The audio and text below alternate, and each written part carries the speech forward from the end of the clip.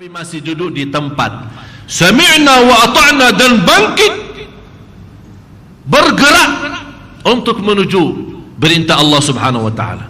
Begitu juga ada larangan, kita langsung bangkit sami'na wa ata'na, menjauhkan diri dari larangan. Kalau sudah terbiasa seperti ini, Anda sendiri akan merasa kualitas iman semakin banyak dan semakin naik. Kalau iman sudah semakin naik, subhanallah jemaah sekalian, baru akan Anda terasa, ya Allah, salat saya enak. Padahal saya sudah lama salat, tapi kok sekarang mulai enak. Tahu kadang-kadang kita makan enak, nikmat, sedap ya. Kita makan sedap katanya, enak. Tapi karena enaknya itu, walaupun kita sudah kenyang, masih ingin tambah lagi. Kalau bukan rasa malu karena banyak orang, ini orang tambah-tambah terus, malah kita ingin tambah lagi, saking enaknya. Sama dari rasa enak makanan, ada juga enaknya salat.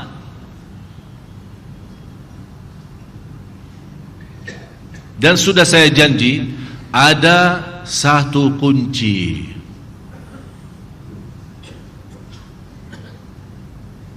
Saya simpan, dan saya simpan dalam satu amplop khusus yang menjadi insyaallah persiapan menjadi hadiah untuk jamaah sekalian. Apa itu? Ya, apa yang di dalam amplop itu? Ada kunci. Kalau kita bisa kenal kunci ini, insyaallah salat kita bahagia. Itu yang saya inginkan, namanya inna salata tanha 'anil fahsya'i. Bagaimana saatnya salat kita memimpin menjaga dari fahsya dan munkar. Kalau salat kita belum mampu menjaga fahsya dan munkar, mohon maaf, kita belum salat.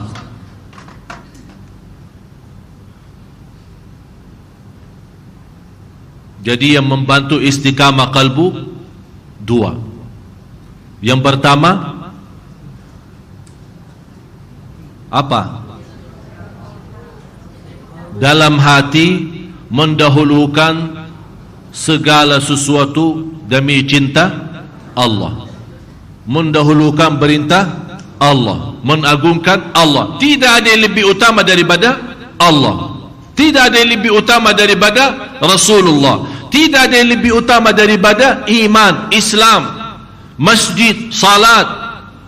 Yang lain-lain gampang bisa diurus. Utamakan ini, Allah yang uruskan yang lain.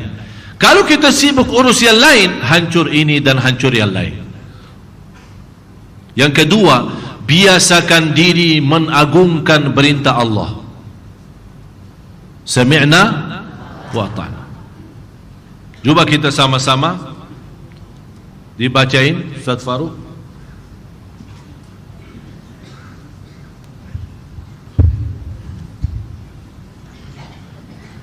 Sesungguhnya laki-laki dan perempuan yang muslim, laki-laki dan perempuan yang mukmin.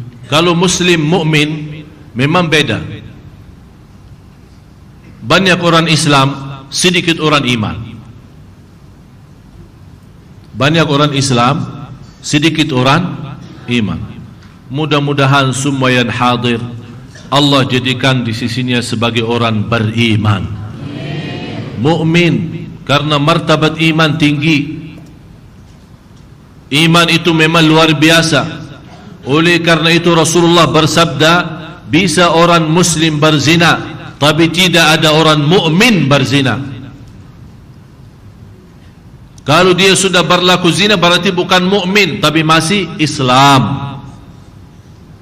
Karena zina bukan hal kufur yang keluarkan kita dari Islam. Sampai Rasulullah menjelaskan, orang mukmin tidak berzina, orang mukmin tidak berbohong, orang mukmin tidak pernah mau menipu orang, orang mukmin tidak pernah muhasud, orang mukmin tidak pernah mau dengki dan iri, orang mukmin suci lahir batin, orang mu'li yang paling tinggi ikhlasnya.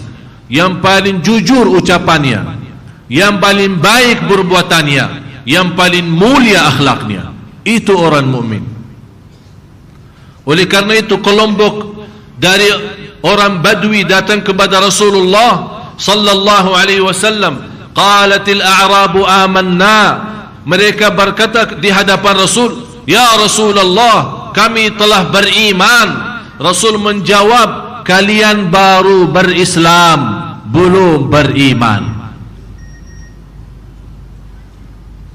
Innal muslimina wal muslimat wal mu'minina. Ini sekarang semakin membawa sifat, mulai dari sifat rendah menuju ke sifat yang tinggi. Mulai dari sifat muslimin dan muslimat, mu'minin, mu'minat. Terus laki-laki dan perempuan yang tetap dalam ketaatannya, laki-laki dan perempuan yang benar, laki-laki sebentar. Mu'minina wal mu'minat, qanitina qanitat. Apa bentuknya qanitin qanitat? Ini di sini kan dijelaskan laki-laki dan perempuan yang tetap dalam ketaatan. Bapak Ibu, untuk menjadi orang muslim Anda sudah orang Islam. Mau jadi orang mukmin Anda perlu berjuang, dan sebagaimana saya gambarkan, cinta Allah dalam segala hal, mengutamakan semua perintah Allah, mengagungkan perintah dan jauh dari larangan. Ini akan menjadikan kita orang mukmin. Tapi menjadi qanitin qanitat bukan hanya orang menetap atau di dalam bertaat kepada Allah. Dan saya sudah selalu berkata, belum ada bahasa yang sanggup dan mampu menjelaskan Al-Quran dari makna yang sebenarnya yang ada dalam kandungan Al-Quran selain bahasa Arab. Ini hanya sebatas terjemahan. Di sini dijelaskan qanitin qanitat yang selalu dalam ketaatan. Saya kasih Bapak Ibu satu amalan yang akan menjadikan kita insya-Allah menjadi qanitin qanitat. Qanitin qanitat diambil dari kata qunut. Tahu qunut enggak? Apa itu qunut? Hah? Itu bahasa kita, qunut doa. Biasanya qunut ya subuh, qunut subuh. Menurut Imam Syafi'i, qunut itu adalah berdiri lama sesudah rukuk. Rasulullah sallallahu alaihi wasallam bersabda, barang siapa yang salat malam dengan jumlah ayat 100 ayat akan dimasukkan oleh Allah dalam ahli qunut. Yang dimaksud qanitin dan qanitat. Amalannya apa? Bapak Ibu, biasakan diri di luar salat wajib, karena salat wajib kita ikuti, biasa ikut imam kita kan. Biasakan diri kalau salat sunnah, apalagi salat malam, panjangkan salatnya